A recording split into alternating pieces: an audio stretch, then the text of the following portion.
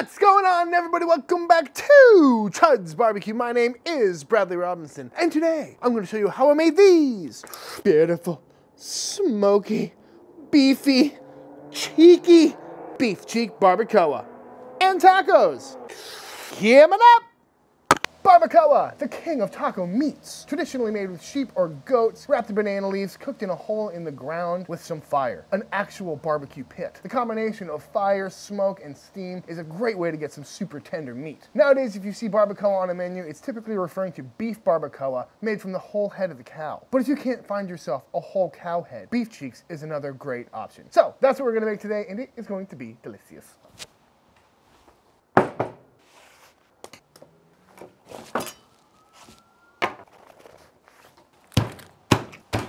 These are beef cheeks. Well, actually it's beef cheek meat. Got these at the local grocery store. You can find them in the offal section where all the bones and livers and stuff are.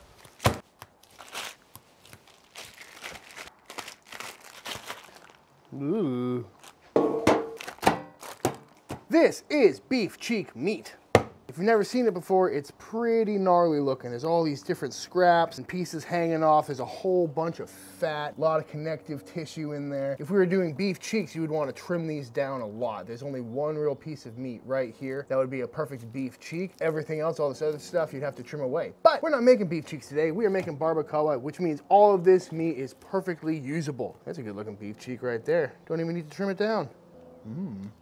Because this is all getting shredded up anyway, all we need to really do is throw some seasoning on and throw it on the pit. When it comes to seasoning your barbacoa, you can do pretty much whatever you like. A lot of the traditional barbacoa places don't season their meat at all. They just have salt on the table. But for me, I'm gonna add some salt and pepper right off the bat, just to help build those layers of flavor. And also the pepper is gonna help give a nice bit of a Texas bark to the situation and add some wonderful flavors. If I was using a mix, I would probably do 50-50 salt and pepper. And again, you really don't have to worry too much about how much goes on this stuff because we can always taste and adjust for seasoning later on when we're mixing and pulling, especially because a lot of this fat is gonna render out. Just need to get some salt and pepper on there to build a bark because pepper cooked on the Chud box tastes a whole lot better than some fresh pepper. May seem like a lot of pepper. In most videos, it may seem like a lot of pepper, but that's because all this pepper is gonna cook down in the beef fat, whether it's on a brisket or on these cheeks, and it's gonna lose that really harsh edge and get that really nice roasty flavor that you get with brisket. But that being said, that is looking just about right for me. So, let's throw this on the pit.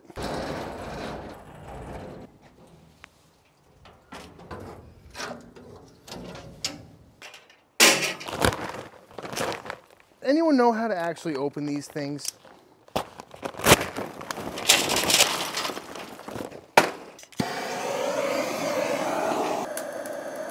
That's right, folks. Today we are firing up the OG full-size Chud box.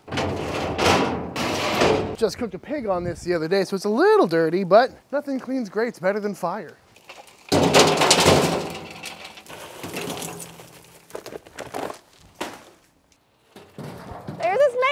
Boot. Chicken wing, boot snake and bologna. Nice and smoky. Now that we've got our coal bed started, time to throw on this cheek meat. And there's really no rhyme or reason to it. Doesn't need to face any certain direction. Just gotta get it over the heat. I'm gonna make sure it's nice and stretched out, not standing too tall so everything cooks evenly. And there we have it. We're gonna try and keep this thing rocking at a solid 275, 300 degrees. With that amount of coal, should not be a problem. So, close it down, crack this door for a little bit of airflow, and we'll check back in a little bit. We're about 3 hours into this here barbacoa cook, and let's see how it's looking. We've been rocking some pretty consistent temperatures, and as you can see, we've got some really nice color on these little beef cheeks here. We've got a really nice crust starting to form, starting to get nice and juicy. Ow! You can flip these around and move them around if you want, but as you can see, they've got plenty of color on both sides. Got a beautiful crust going. Still tough as nails though. I mean, this particular cheek is feeling pretty good, but this is all silver skin and connective tissue, so that stuff is gonna be really tough until it has a chance to break down with some really low and slow heat. God, there is no better smell than meat on a direct heat cooker. All the fat and juices that are dripping out of this are falling and hitting the coals, creating a really nice flavored smoke, something you can't get on an offset, a pellet grill, or even a charcoal grill. Oh, so good. We've got a beautiful crust going on these, so to help tenderize and steam them up, we're gonna wrap them up. When it comes to wrapping your beef cheeks up for barbacoa, you can do whatever you like. Butcher paper and foil both work great, but today I'm going with some banana leaves. I picked up these banana leaves at my local Mexican grocery store. Good Lord, they're huge. And I got myself a lifetime supply by the looks of it.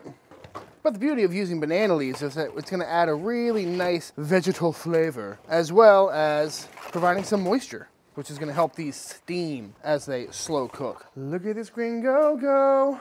While I'm at it, I'm also gonna throw in a roughly chopped onion, just to kind of cook down with the meat, get a little extra flavor going on. And not that it's gonna need any extra help, but a little beef tallow for good measure. Now I'm gonna do my best to wrap this right on up. Tuck in the sides. Now that we got it wrapped up, one final step I'm gonna do is pop this in some foil just to make sure nothing's leaking out and catching on fire. Tuck these ends together, but I'm not gonna fully wrap it because I want some of this steam to escape. So I'm gonna employ the trusty foil boat. And there we have it, a nice tight little package. Just gonna pop this back on the heat, maintain some temperatures, and we'll come back in a while. Now that our beef cheeks are wrapped up and steaming away, it's time to make a green salsa for the inevitable tacos we are going to make. To make our green sauce, aka salsa verde, we are going to start off with the normal suspects. A couple of jalapeños. I threw these on the chud box, as I'm sure you noticed, just to get a little extra flavor, get some color on them, soften them up a bit. I'm gonna go with 4 of them, they're pretty small. To which we are going to go in with the juice of a whole lime. Oh, how you doing? Next up, couple cloves of garlic in about that much cilantro. For some extra creaminess and body, we're gonna go in with an avocado. Simply enough, we're just gonna mix this up. The juice from the lime should be enough to get this mixed up, but if you need to, you can always go in with a little bit of water.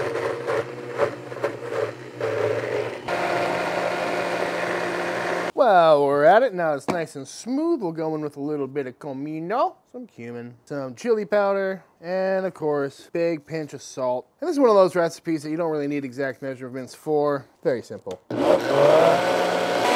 Now to add some creaminess to this and a little bit more richness, we're gonna go in with some oil. This is just some good old-fashioned avocado oil. Any oil will work here, canola works great. And I'm also gonna go in with some xanthan gum. This stuff is great for making sauces, especially if they're oil-based, because it'll keep the sauce from splitting, especially if you're gonna save this in the fridge for a while. What I'm gonna do is put a little bit of oil in here, and I'm gonna put about a teaspoon of xanthan gum into the oil, because xanthan gum is not water soluble, but it is oil soluble. So if you put it into some oil and whisk it up, it dissolves immediately.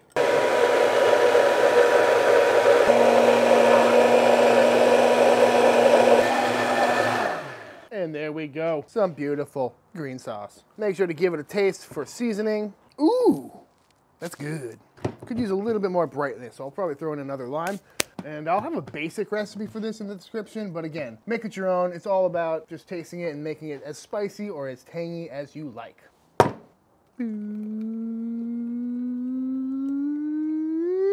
Beautiful. 8 hours later on the dot from when we first put this meat onto the smoker. Let's see how it's looking. Whew, that's hot. Ooh, leaves on top got a little crispy. Maybe I'll do a full foil wrap next time. Oh, it smells so good. Ooh. And there we have it, folks. Well, let's see if this stuff is tender. Yeah, I'd say so. Man, I gotta get some of those heat gloves. Nah. That's some beautiful looking barbacoa right there, folks. The only problem is we still got all these big chunks of fat in here. So now we gotta strain all of those out. My preferred method, a la Leroy and Lewis, is to get a perforated half pan here inside of another half pan, and then we can just take all of the meat and dump it right on in.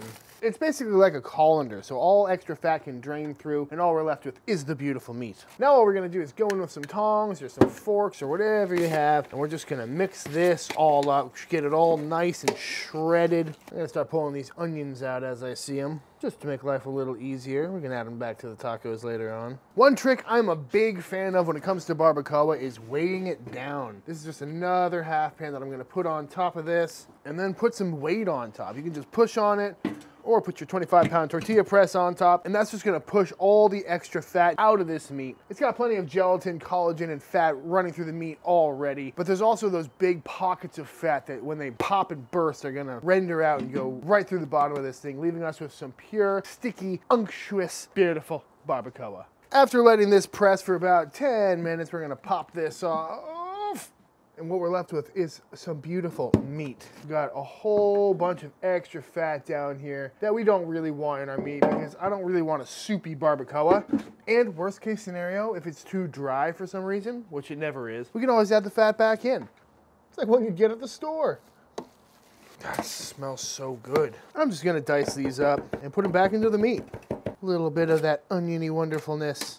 And that is how to make some beautiful homemade barbacoa out of a cut of meat that you've probably never cooked. That makes spectacular tacos. It also fridges and freezes incredibly well. And it's always great for a breakfast taco. Especially if it's cold coming out of the fridge or the freezer, put it on a flat top, chop it up Philly cheesesteak style. Come on. I think it's taco time. Well, before taco time, let's give it a little taste test by itself. Just make sure it's hitting all the right notes. Oh. Wow. It's unlike any other cut of beef because of all of the connective tissue in there. It's got this super sticky, lip-smacking goodness to it that you're not gonna get with chopped beef or a chuck roast or anything else. It's unlike shredded beef or chopped beef, anything like that. You guys gotta try the beef cheek barbacoa. It'll change your life. Tortilla Mountain, taco squill.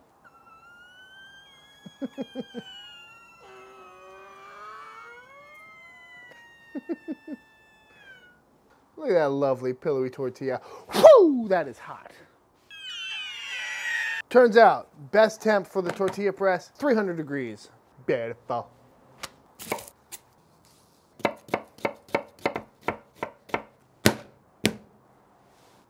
Grilled queso fresco, underrated. Assembly of the ChudsBbq taco. Gotta love a good beef fat tortilla covered in some beautiful smoky barbacoa. Add a little bit of our salsa verde on top, a little bit of our crema on top. This is just some Mexican sour cream. And for me, barbacoa is not complete without a whole bunch of freshly chopped white onions. The bite really helps cut through all that richness. And of course, some cilantro on top, maybe an extra little squeeze of lime. A perfect barbacoa taco. Ooh, I gotta dive in. That's it. Oh, it's perfect. It is the ultimate taco meat. And that tortilla, come on. Come here, BP. Oh.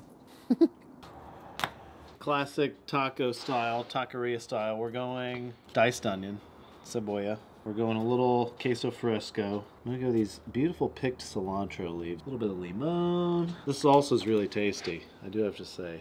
A little drizz. And then you're gonna go crema. Excuse me. That was good. I'm gonna steal this one. Taco bueno. How does it feel to be eating barbacoa that you didn't make for the first time in? Pretty good, to be honest. Really tasty, really meaty. Nice and smoky. For those of you who are unaware, this is Evan Leroy of Leroy and Lewis. Howdy, folks. But yeah, we cook barbacoa every week, all day, every day at Leroy and Lewis. All the time. It's kind of our go-to. It's like a lot of the barbecue places just all the time have chopped beef. Like that's what we have all the time. It's barbacoa. Yeah, constantly. If there's an abundance of anything, it's barbacoa. It goes into tamales, goes into chili. Stuffed into an avocado. Yep. To the barbacoa. It's popular. It is. Popular. It's damn good. We have a bit of a different method for the barbacoa. Elroy and Lewis. Well, the Barbacoa video is one of the very first Patreon videos we ever posted. I believe it's the first one. I think you're right. The fundamentals are the same. You put a little smoke on the meat, and then you cook it till it's tender. You did it in banana leaves, right? Mm-hmm. At the truck, we do it in beef fat. Mm-hmm. It comes out very similarly. It does. I do have to say it was very good. It's sticky. Definitely gonna eat another taco. Yeah, have at it. I got plenty of tortillas. This is the first Chud press quesadilla.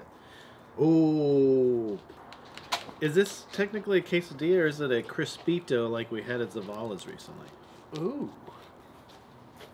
Look at that. Look at that beautiful, crispy barbacoa edge on there. Maybe a little bit of cooling.